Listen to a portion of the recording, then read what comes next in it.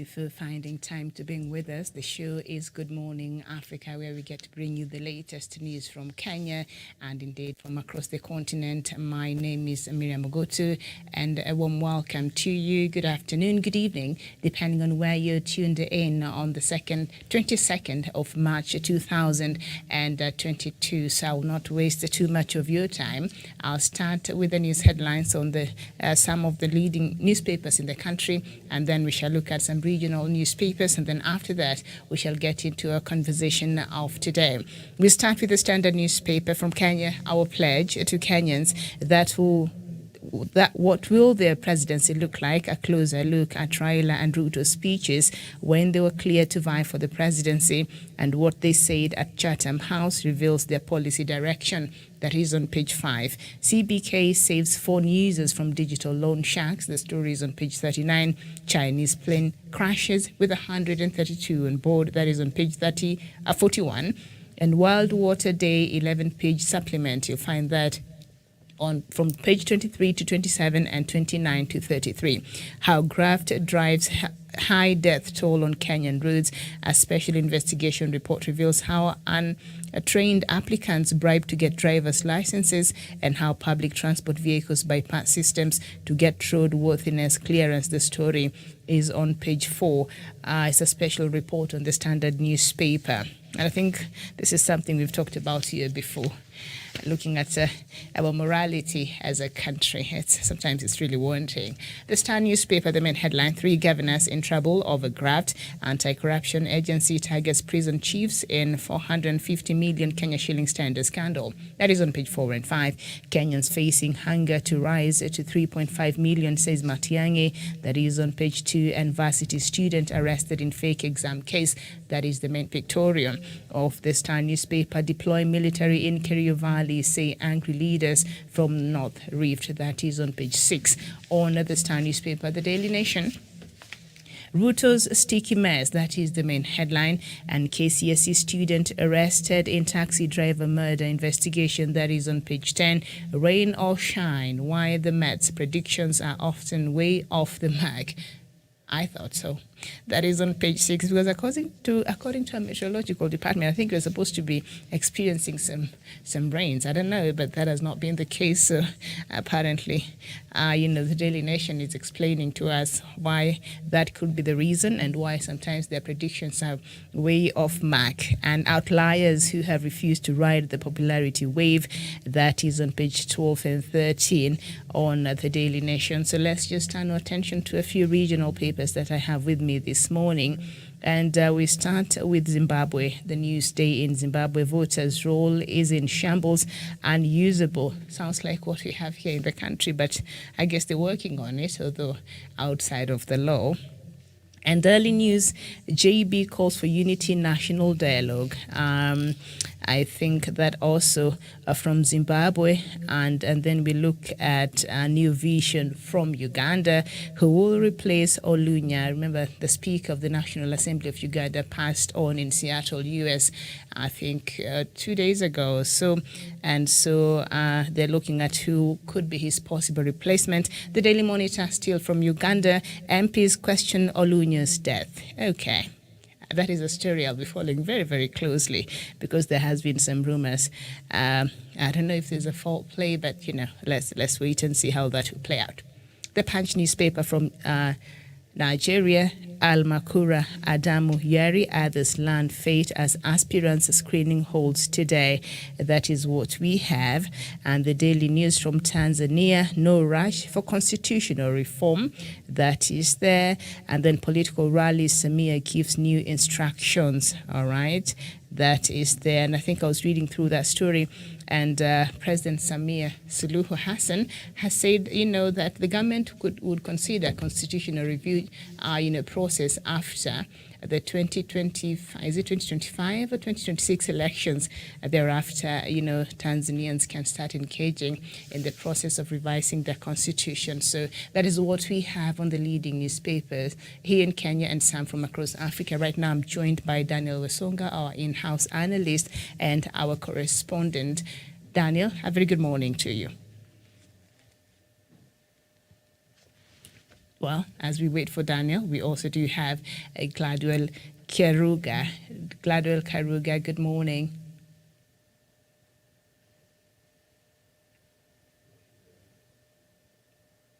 All right. We seem to be having a bit of a connection problem, but once that has been sorted out, I think we will have our panelists join so that we can start the conversation. Gladwell, good morning. Good morning, Miriam. How are you today? Nice to have you on the show. Yeah, I'm good. I'm good. Okay. And Daniel Wesonga, very good morning to you. Okay, so as we wait for that, so I'd like for us to just go through, because I see a lot of the newspapers. Yes. Mm-hmm. Go ahead, Daniel. Good morning.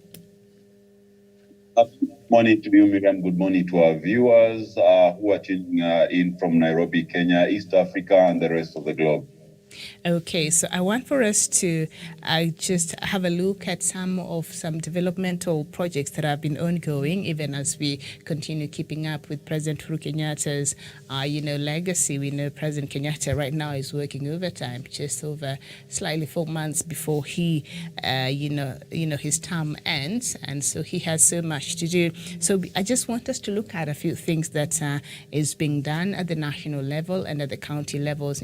Right now there's a lot of noise because of the political, period we are in this country as we gear towards our elections in August. And so a lot of things are happening that Kenyans deserve to know and need to know and could benefit from in terms of development, but we don't get to hear a lot of this because it's not given a lot of time, because right now it's just politics, and sometimes like myself, I need to take a break. So that is what we will do in the first few minutes, and then we will go into the politics later on towards the tail end of the show. And Kenya, South Korea signed new deal to develop Konza Smart City.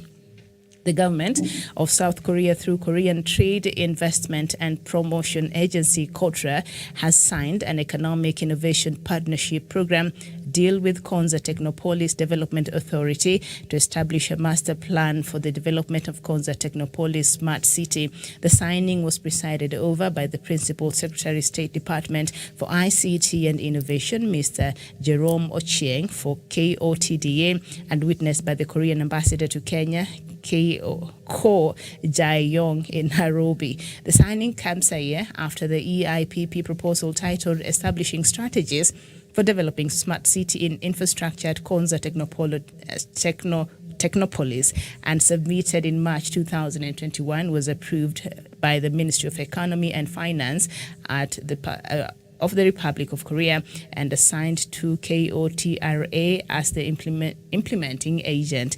PS Ochieng said the program will see the establishment of a smart city vision, concept and step-by-step comprehensive development plan that reflects the characteristics of the Konza Technopolis Smart City Master Plan. And we know this is an initiative that has taken forever. I think even a lot of Kenyans have forgotten about this, but now it seems to have been revived. And now I think South Korea is the best partner for this kind of initiative, because we know they're very good when it comes to their technology. What's your opinion on this new move that could see, this very important project revived? Daniel. Thank you so much, Miriam. And maybe I would like just to start by saying that the future of the global economy is actually in the IT sector. And if there is one thing that we've been able to learn from the pandemic, is that actually IT is a very, very fundamental part of our society today. And was it not for IT, then most companies would have seen their collapse coming during the pandemic, because their staff was not maybe able even to work from home. But because we had information technology, people were actually to do video conferencing and even work from home without even much difficulty. And it is actually a topic of discussion in today's global, corporate circles, that most companies are actually evaluating whether to have most of their employees work from home or even go back to the office, even after the pandemic seems to be loosening the grip on the global population. So I believe that this is a very, very great initiative in Konza City, and it's going to create employment for thousands, if not millions, of our youth in the near future if it is implemented. And of course, having that it's coming from South Korea. South Korea is an economy which majorly its young people have actually ventured into information technology. You realize that in South Korea we have global tech giants like even Techno, Huawei, and many more other, even Microsoft, who are setting their shop in there and actually having the electronics being manufactured there and being sent across the world. So these are country which has actually been able to grow itself and establish a niche in the electronic sector and the information technology sector. So owing to the fact that it's actually partnering with Kenya in terms of the Konza Techno City, I believe it will be able to give us the basis and the foundation that we might need to be able to kickstart this Techno City. And therefore, if also the funds are availed in appropriate time, it will give us also the boost that we need to start this project in earnest and be able to create more jobs for our young people. And like I said, the world today is heading towards information technology. And therefore, it is very, very important, and it's quite good that we are actually having this kind of engagement with South Korea. My only hope is that we're going to see things start rolling out very soon. And of course, if everything takes root and goes as per the plan, then that will be a very, very big win for our country, Miriam. I believe the government is doing all it could to make sure that these this project begins as soon as possible. And therefore, I'd really just like to laud those who are engaged in these kind of consultations and partnerships, in that perhaps they are very, very much aware of where the world is heading to and the kind of situation that our young people are in terms of unemployment and all that. So if this was to be done, then I believe Kenya is destined for greater things into the future, Miriam. I submit. All right, thank you so much. And as we can recall, an initiative like this Konza Smart City was, I think, part of the Vision 2030. Remember, that is what it was. That was when it was conceived, but it has really staggered for a while now, and this really brings hope to this initiative that Kenyans have been waiting to see. Okay, what happened? So there is hope, and of course the PS Ocheng said the Ministry of ICT looks forward to accelerating the impact of Konza Technopolis' second strategic plan 2021-2025 that is currently under implementation. The PS, who thanked the Korean government for its continued support, said Kenya has benefited a lot from the partnership, which saw the completion of the knowledge sharing program KSP on the Konza Technopolis Digital Media City completed in 2018-2019, and the media content development strategy for Kenya alongside with Konza Technopolis Digital Media City in 2020-2021. Of course, other projects that the government has, will be there, include the establishment of the Kenya Advanced Institute of Science and Technology. That will be also at the Konza Technopolis, which is modeled after the Korea Advanced Institute of Science and Technology, expected to be a graduate school focusing on science, technology, engineering, and mathematics. This is very good news, Gladwell. Yes, Miriam, I think most has been said by my brother, that is Daniel. And I think South Korea, it is doing well since it embraced technology a long time. And we can see that Kenya is trying to imitate its ways of doing things. As we can see that most companies, as Daniel has said, are still trying to see if the workers can work from home. So I think it will do good to us as Kenyans, and we hope the vision is still on. Okay. All right. Thank you. And just so you know, the groundbreaking and the construction works of the Kenya Advanced Institute of Science and Technology at the Konza Technopolis has already started, and the building, the construction is expected to be completed by 2024. So that's some very good news. Now, UK to establish 30 billion Kenya shilling Center of Excellence in Kisii. Kisii University has signed a memorandum of understanding with the University of Manchester and the Christie Hospital, United Kingdom, to develop a 30 billion Kenya shillings Center of Excellence in Health, Education and Training in the county. The memorandum of understanding was signed by Kisii Governor James Ongwae, Kisii University Vice Chancellor Professor John Akama, and University of Manchester Vice President Professor Graham Lord and Professor Richard Cohen of the Christie Hospital at the proposed site for the project in Yosia area in Kisii Central Sub-County. And the reason why I thought this, story was important for us to discuss this morning is we do know that Kenya is a devolved country with the 47 counties, and a lot of times we've seen the leadership in the counties lagging behind. And since we became a devolved country, like there are a lot of things that the county governments could do, even have public a private partnership from institutions abroad, from people abroad, from bring investors as a county. And so this move by the Kisii County, led by the governor there, and what this Center of Excellence, what this investment will mean, to that university and to the young people, because we know a lot of young people go to these universities. After President Kibaki came into power, there was an rapid increase in many higher learning institutions across the country. Before then, we had just a limited number.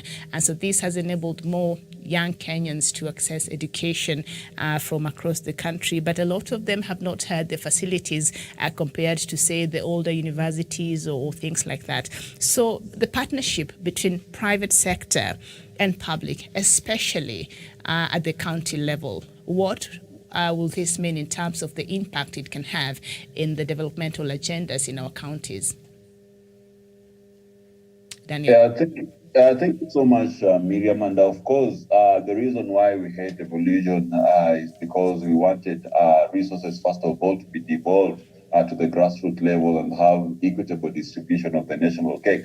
But beyond what was stipulated in our constitution, also governors were supposed to go out there and broker partnerships with other foreign investors, perhaps provided that it is within the confines of the law, and bring more investment and create job opportunities in their counties. So this partnership between the University of Manchester and the Kisii County, I believe it's going to bring, first of all, more employment opportunities. And number two, it's also going to bring opportunities in terms of more students from the county who will be able to enroll in the university or tertiary education and be able to get advanced or maybe superior skills, which will position them well, quite well in the job market and make the youth from the county to be competitive.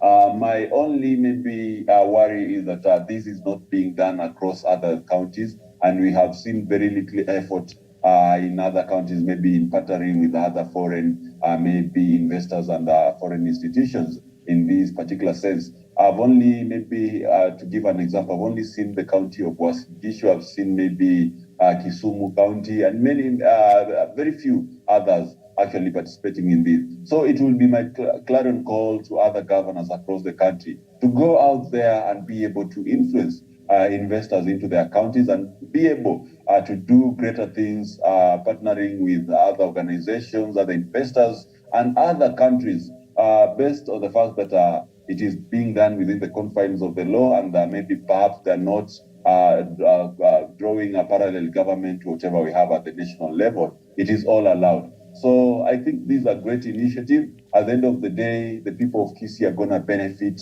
in a very big way in terms of employment, in terms of education, and in terms of even exposure, because we are having exchange of cultures here. And of course, there's always something new that we learn when we interact from people from a different culture. So to me, I think this is a great way of actually boosting both intellectual, economic, and social status of a county. And I believe it was a great initiative for the governor and his team to do that. And I will encourage more counties to maybe explore such spheres and be able, maybe perhaps not be able to depend 101% on the national government funds alone. So I think, Miriam, that is the way to go. And let it be maybe a landing page or maybe something to be learned from by the other counties. I submit. All right, thank you so much. And of course, this center of excellence that will cost about 30 billion Kenya shillings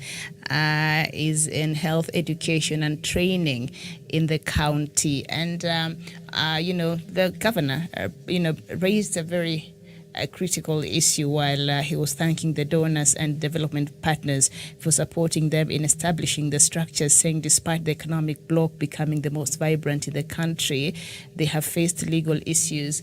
And this is something that I've heard, that sometimes it's very difficult when maybe, we have partners or donors or people who are willing to come in and bring in very important and critical initiatives across the county. The issue of kickbacks, the issue of policies that are not favorable, the issue of just corruption, period, has made it very difficult. So a lot of donors or people who wants to come up and establish something that many people would benefit, sometimes they just get too tired with the bureaucracy and they take off.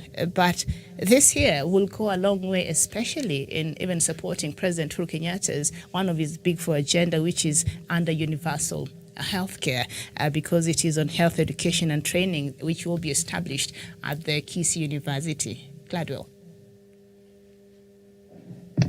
I think the projects will actually help to actualize the big four agendas, more so on the health issue, since it will be a regional hub for the healthcare research, the innovation, and the training of more so of the advanced level medics. Okay. All right. Daniel, would you like to speak on the issue of kickbacks and policies that are not favorable and how some of these leaders just see here? They don't see, a couple of years from now, what will this mean for the people in my county and the country in general?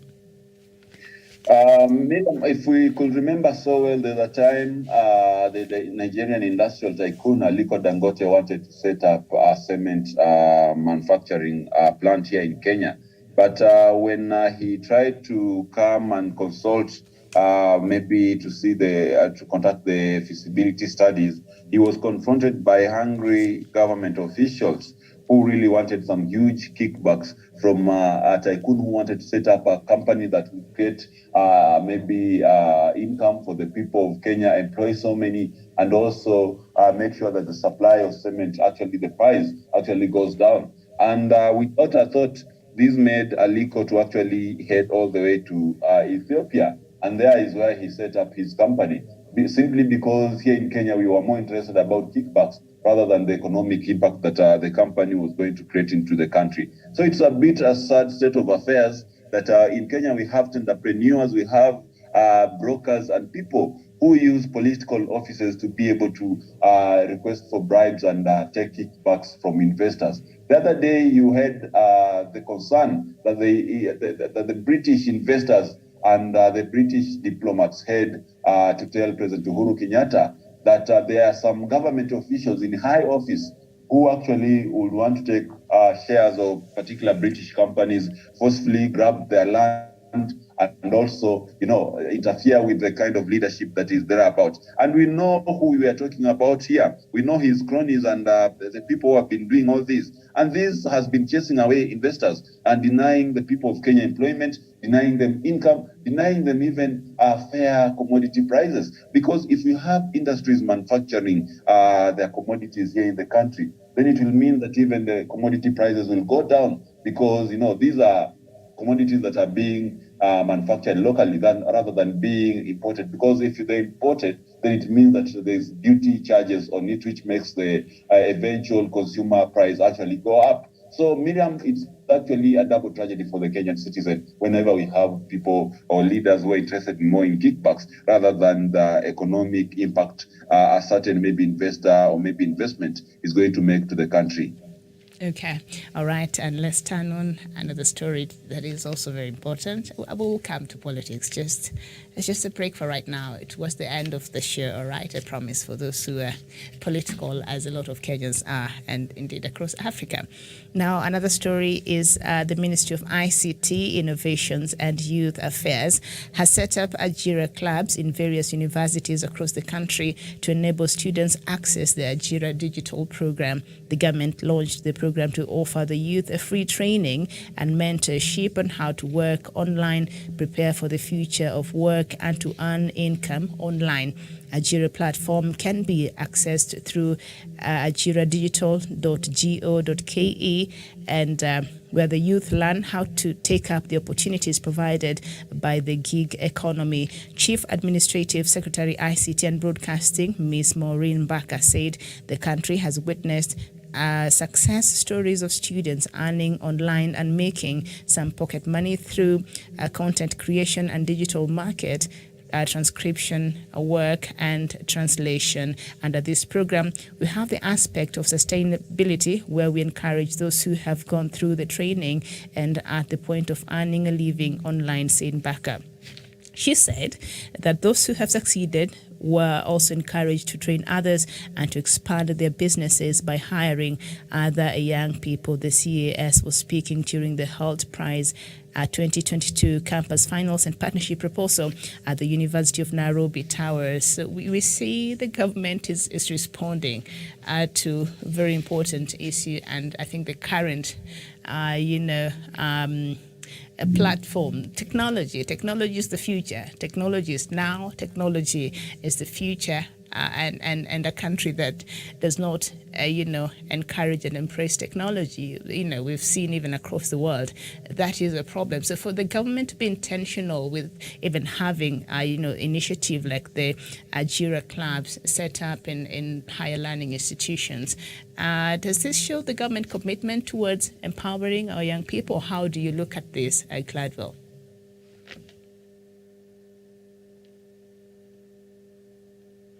Daniel?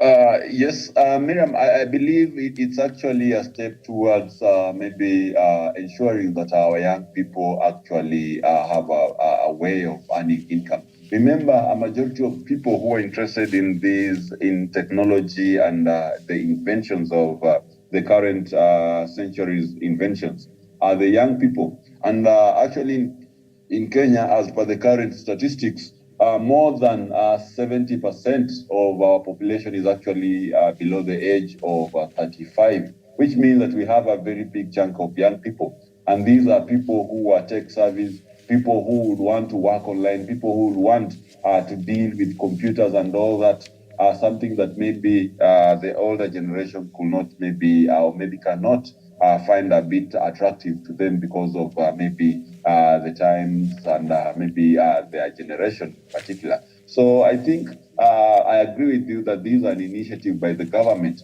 to commit itself in ensuring that it creates employment for our young people, and also it aligns the Kenyan job market to the global job market, where now the skills for which incorporate information technology are more desired for, because most companies are actually having a mix of maybe the physical skills and the information technology skills. So I think it's a move towards that, Miriam. Okay, all right. And another important information, Makueni's newly revamped 18 million Kenya shillings pediatric theatre commissioned at Level 5 Hospital, a newly refurbished theatre equipment with 18 million Kenya shillings ultra-modern equipment has been commissioned at the Makueni County Referral Hospital by the area Governor Professor Kivutha Kibwana. Speaking while commissioning of the theatre, the Department of Health Chief Officer Dr. Patrick Musyoki lauded Smile Train, the Kids OR Africa and Bella Risu Foundation for the support they offered in equipping the health facility with the ultra-modern equipment. Dr. Musyoki specifically said that the theatre will be dedicated to operating young children, especially those with cleft lip and palate care for children, who will be assisted at the health facility. At the same time, the Medic also lauded the organizations for the support they have given in ensuring the health workers are equipped with the right skills, especially the surgeons who conduct the operations on children with cleft lip. This is another, I think, win in one of the counties, Makueni, and we know Professor Kivuda Kibwana has received a lot of praises in how especially he has improved the healthcare system in Makueni County, and others in conjunction with the national government, and others just him doing what he's supposed to do as the governor of Makueni County. And when you go through the story, you see the partners that he was able to bring in to help in this regard. So just going back to our first story, Gladwell, if you can hear me, and how we can partner, how governors can maybe take a break from politicking and just work in this manner and in other aspects in doing their jobs in the counties, Gladwell. What can the rest of the counties, perhaps, who are lagging behind in terms of development agendas, copy? What can they copy from what, say, a county like Makueni is doing, for instance? Yes, thank you, Miriam. And I think we all know that Makueni County is one of the counties in the country with great development, more so in health sector. And we can see Kivuda Kibwana is truly working more so on that sector. And my urge to all other members of parliament, more so, they should work too on their counties, not only for them. Mm-hmm. Okay, we seem to have suffered a bit of a technical hitch from Gladwell Karuga. We seem to be having a bit of a problem with her connection this morning. We apologize for that. So in Kenya, we are working with 22 partners. We have been able to provide over 10,700 life-changing surgeries to patients with cleft, since our program started. So this is according to Mrs. Muturi, one of the partners that has worked to see that this Makueni, a newly revamped 8 million Kenya shillings pediatric theatre that was commissioned at the Level 5 hospital becomes a reality that will save and heal a lot of children, not just in Makueni, but across the country. Daniel, just going back to our first story and the issue of, governors, instead of just sitting there and waiting for the government to bring in that percentage they get, from the national government.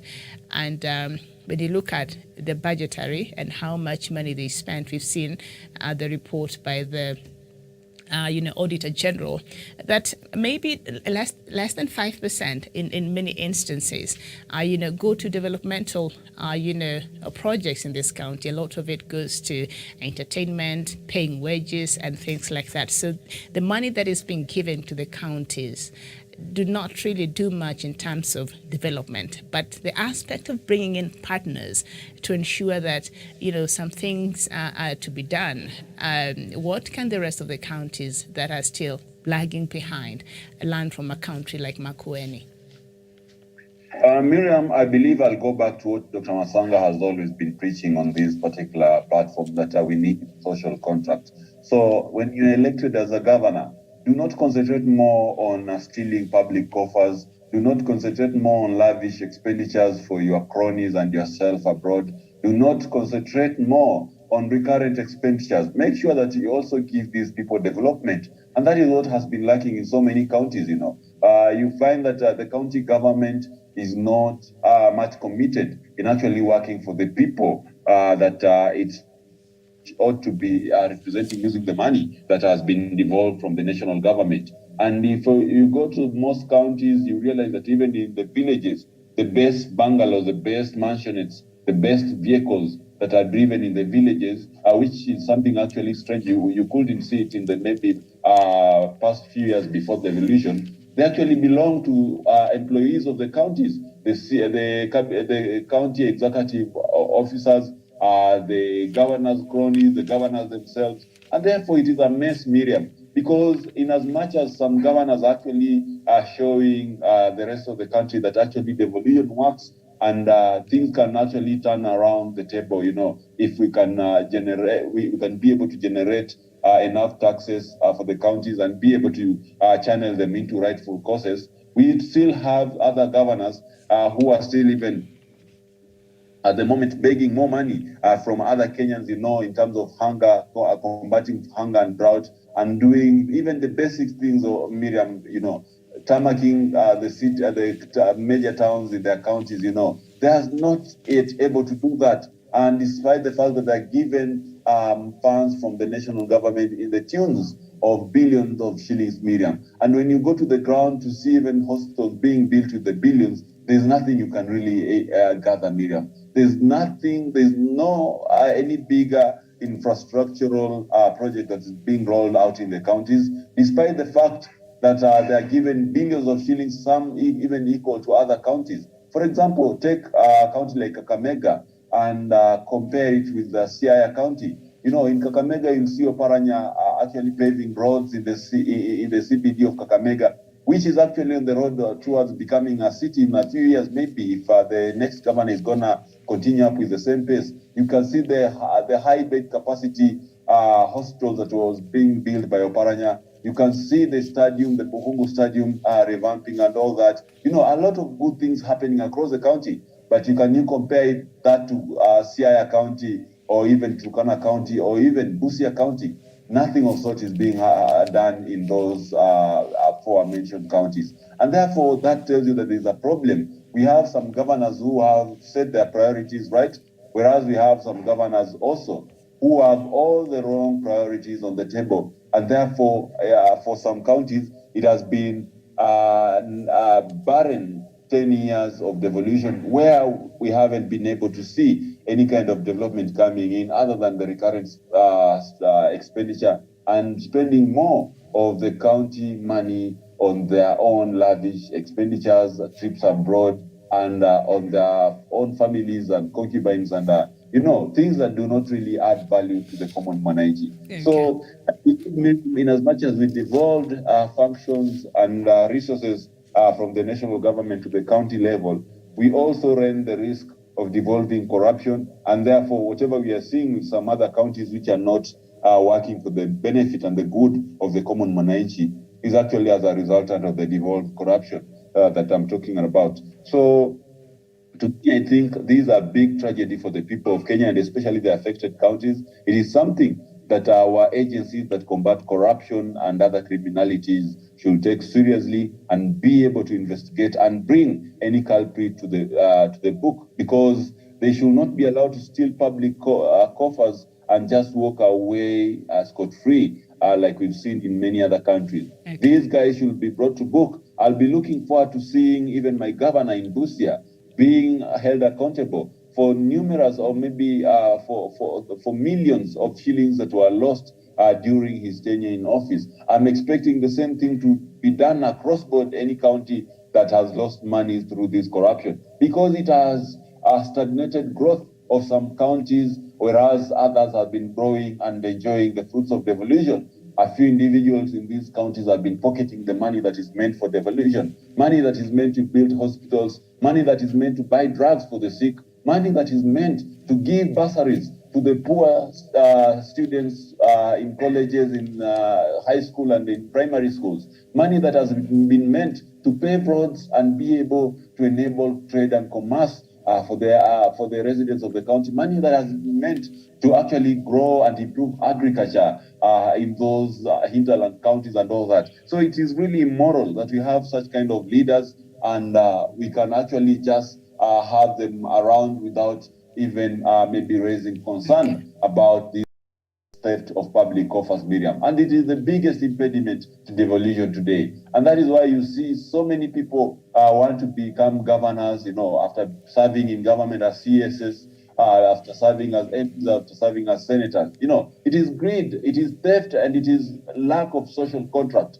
that is motivating these individuals. And we should, as Kenyan voters, be able to also do our part by vetting the kinds of leaders, the caliber of leaders that we elect in our public offices, so that at the end of the day, we do not end up missing out on maybe development simply because of the crooked individuals we elected to lead our counties, whereas other counties are benefiting from the revenue or maybe the money that is dispersed from the national government. So Miriam, the buck stops with the Kenyan people, the buck stops with the leaders themselves, and the buck stops also with other oversight agencies that should make sure that all money is meant for development goes to not to any other venture but a development alone. Miriam, I submit. Very well, thank you so much. And speaking of which, the main headline of the Star newspaper today, 3 governors in trouble over graft. Let's just look at this story very shortly and then we move on to other things. And anti-graft detectives have unearthed a 450 million Kenya shillings scandal at the prisons department as it emerged that same sleuths are going after 3 governors over corruption. The Ethics and Anti-Corruption Commission has finished investigations against Governors Anwar Guru of Kirinyaga, Dado Godana of Tana River, and Fahim Twala of Lamu. It wants the 3 charged with graft-related crimes. The prosecution could erect fresh hurdles for the governors who are locked in tight succession races in their counties. The Star has also established that EACC has uncovered 450 million Kenya shilling scandal at the State Department of Correctional Services.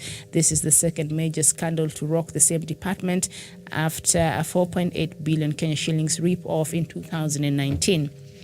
At the time, senior officials irregularly awarded 10 classified tenders, including the supply of bulletproof vests and submachine guns. No one was charged in the 4.8 billion Kenya shilling scandal, despite the EACC recommending the prosecution of high-profile officers, including a former principal secretary.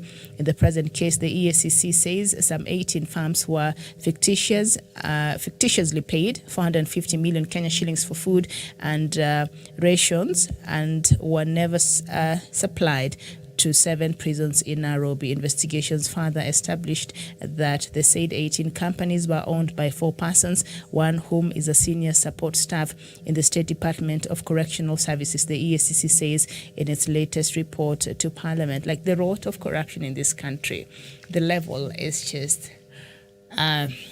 Gladwell, what's your thought on this story? Miriam, we got a funny country. Let me say so. We got a beautiful country. We just have some we got a very funny country, very funny one. Not the people. Because what happens when, for example, Anwar Guru, the NYS scandal occurred? She just faced the panel and that was it. She's scot-free and walking, and that's why corruption will always be our song in and every day out. Now we can see like most governors, the reason they are dragging behind is because of corruption and also because of the greed from them. Most countries don't have much to show. For example, the infrastructure. I don't know if you've ever taken a road trip to Nyandarua. It is pathetic, more so when it is raining. So my urge to Kenyans, let us not be lured into a sweet melody. We need change, and we also need a good country. We also need clean streets, and we need a secure one for development to take place. Okay. And of course, detectives, for instance, Daniel, before you come in, discovered that the accountant received 800,000 Kenya shillings from the proprietor of Josiel General Supplies after he received 12 million Kenya shillings for the fictitious supplies. I think that was like the kickback. The principal accountant, EACC, says approved payment of 4,780,000 to Rain East Africa, which then immediately wired 4 million Kenya shillings to Housing Finance Development Limited for purchase of a house in favor of the principal accountant. So the principal accountant is at the heart of this scandal, and a source private to the investigations intimated to the Star there was a concerted effort for DPP Nordin Hadi to act on the graft files against the governors as soon as possible. And this is not the first time the correctional services have been rocked with scandal. As I read there earlier, there was another one, 4.8 billion Kenya shillings that the EACC did it. I know we attack them, not we attack them, but we try to hold them accountable a lot of times, and sometimes we think they're not doing enough, but they did their job during this time, and they preferred some charges against certain individuals. That has never been done. Think about it, 4.8 billion Kenya shillings. What change can that even bring to your village, Daniel? I believe I stand with my sister Kiragu on this one, that we as Kenyans, we have actually accepted corruption as part of our social fabric. And therefore, we do not see anything bad whenever individuals are implicated in corruption scandals. And in fact, the easiest way for you to get elected in Kenya is actually by appearing in a corruption scandal and get the media or public limelight that it deserves. And soon thereafter, you'll be able to maybe declare your candidature for a particular seat, and you'll be elected overwhelmingly. History has taught us that 80% or even 90% of the individuals who have gone that route have actually come out victorious in whichever seat they were garnering for. And my sister has just talked about Governor Anne Waiguru of Kirinyaga. And it is through the fame of NYS scandal that we saw her being elected into office. We've seen people like Evans Kidero, after being accused of massive corruption in Mumias, he came and garnered for Nairobi gubernatorial seat, and he was elected without even a second thought. You saw even the other day Anne Grita of NYS scandal also running to politics because she knows this is where Kenyans reward most, because Kenyans, I don't know if it's by virtue of being gullible or just being unpatriotic, but they will always go for criminals and people who have been proven to be actually corrupt and, with a very, very skewed public record. And these are the people that they're going to go for without even a blink. And today, just maybe to bring it more closer home, go and convince someone who supports Deputy President William Ruto that the candidate that he is supporting is very corrupt. He has never fought for anything in this country. He does not even believe in the new constitution or maybe even the democracy that we enjoy today because he fought it. They will actually turn against you very viciously and condemn you, And it's because we have a high affinity for criminals and thugs in this country. And therefore, when we suffer the consequence of electing bad leaders, when we suffer the consequence of having our monies being looted by unscrupulous leaders and criminals, I do not sometimes feel sympathetic to Kenyans, Miriam, because some of these checks are the checks that we write of which we are not able to cash them, at the end of the day. And we end up blaming the system, we end up blaming the president, we end up blaming the DCI for not doing their job. Whereas we create a problem from the inception, because some of these problems are created at the ballot box. So if you go on electing bad leaders and they end up stealing from you, then you don't have anyone else to blame other than yourself. Mm-hmm. So to me, just like Gladwell has said, sometimes we as Kenyans, we embrace corruption, we embrace corrupt leaders, we celebrate thievery, we celebrate cronyism and thugs who pretend to be the advocates of the downtrodden, and at the end of the day, we end up regretting it. If it is not by the virtue of a majority goodwill to be able to cut William Ruto to size, I can guarantee you, Miriam, we had Kenyans who actually were determined to go and elect William Ruto as the 5th president of this republic come August this year. And this is regardless of the fact that this is the same man who promised them that in 6 months we're going to have more than 8 stadiums being built across the country. This is a man who promised the young people that in 6 months they're going to have internet jobs, working from home and earning big sums of money. This is the same man who promised young school-going children that he's going to give them laptops. And, by this time, these children that he promised laptops are actually voters, So we are very, very crooked in our thinking. That is why we end up electing crooked leaders and at the end of the day, blame the system for our own downfalls, Miriam. Okay.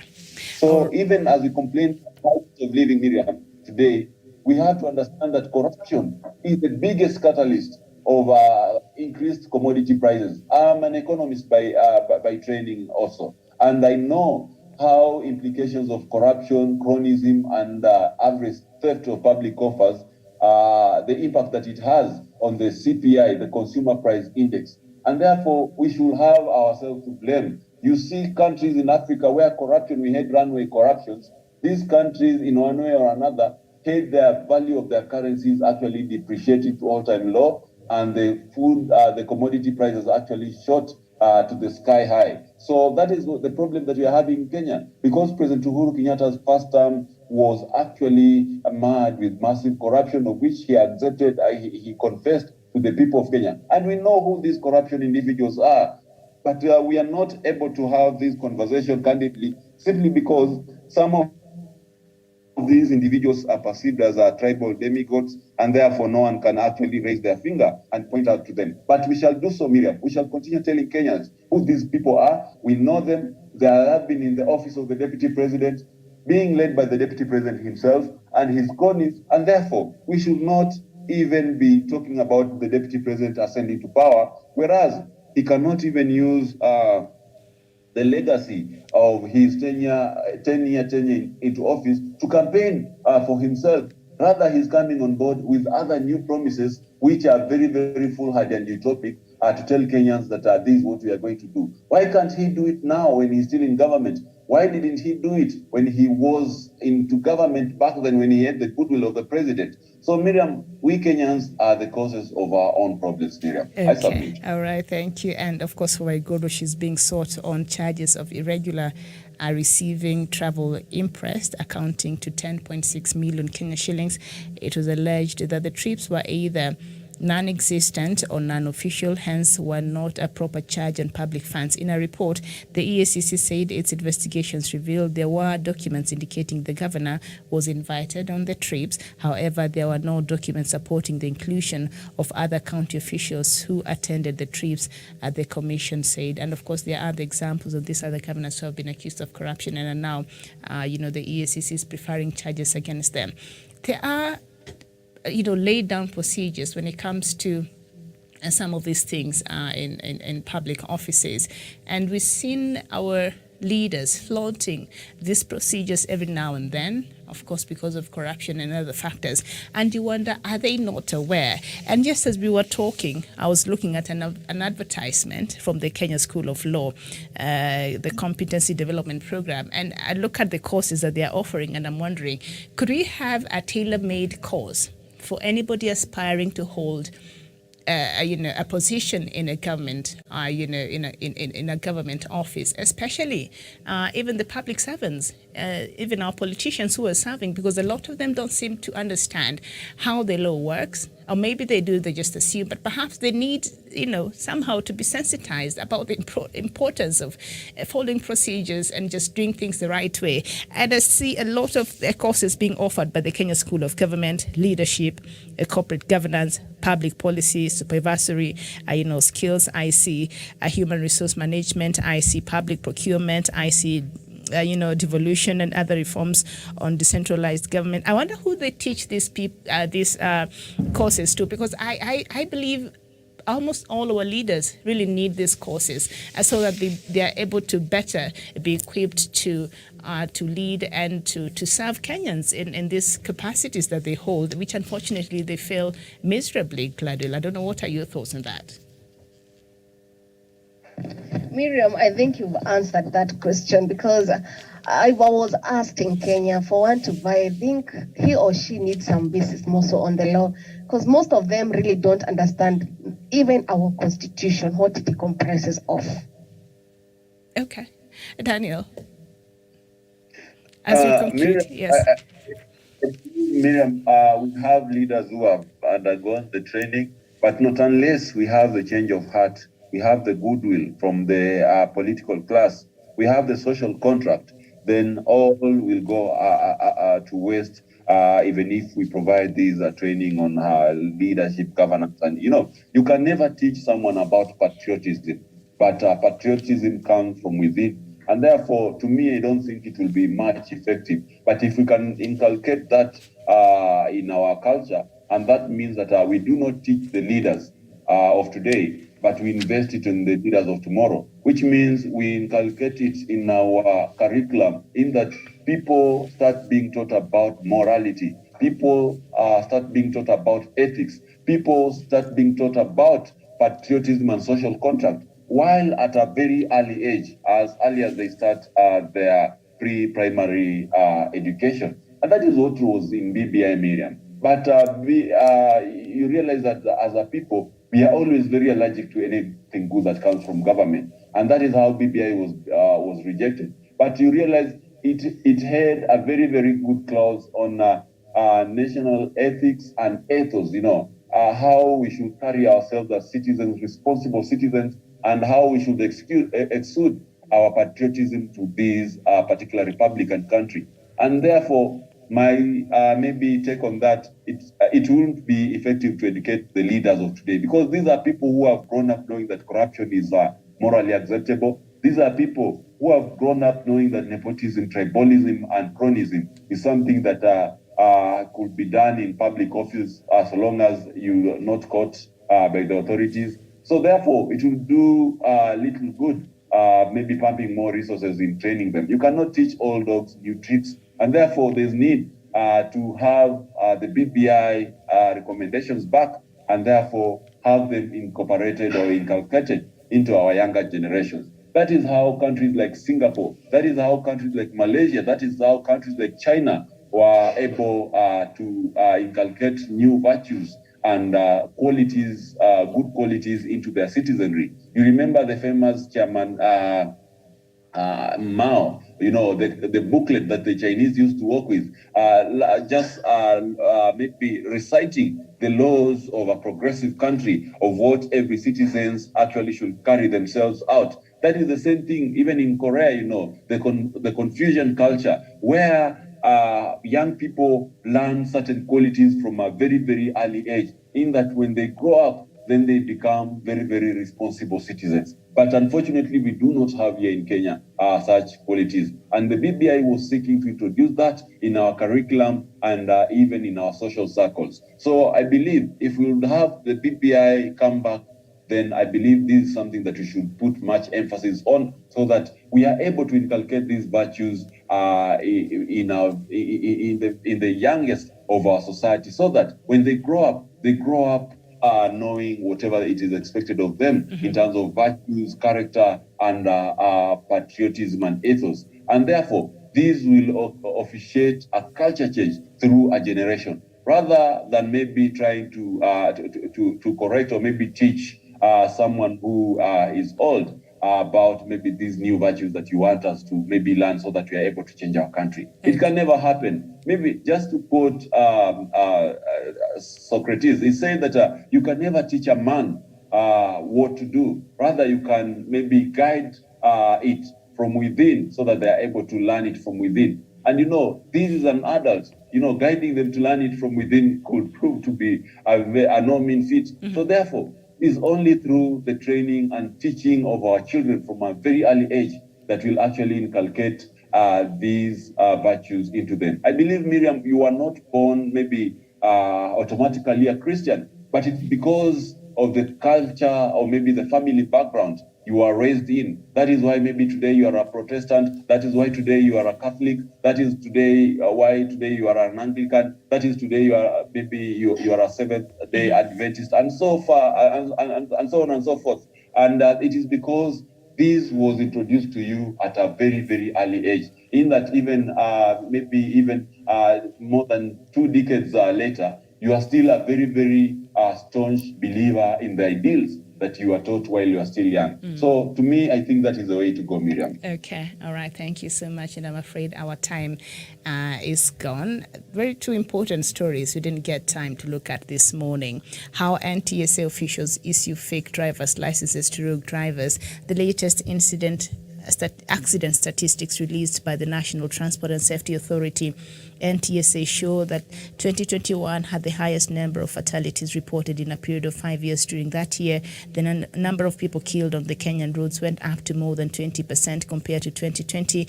More than 4,000 deaths and over 16,000 injuries were reported. And in a light of this information, BBC Africa Eye went on a cloak and dagger operation with an aim of uncovering the filth in Kenya's transport sector that continues to claim lives. And I know a friend of mine who got her license. I guess she was too busy. She didn't want to go through the whole driving school thing, or maybe she doesn't love herself too much, because how do you want to sit behind the wheel and you really don't even know what the instructions are for you as a driver?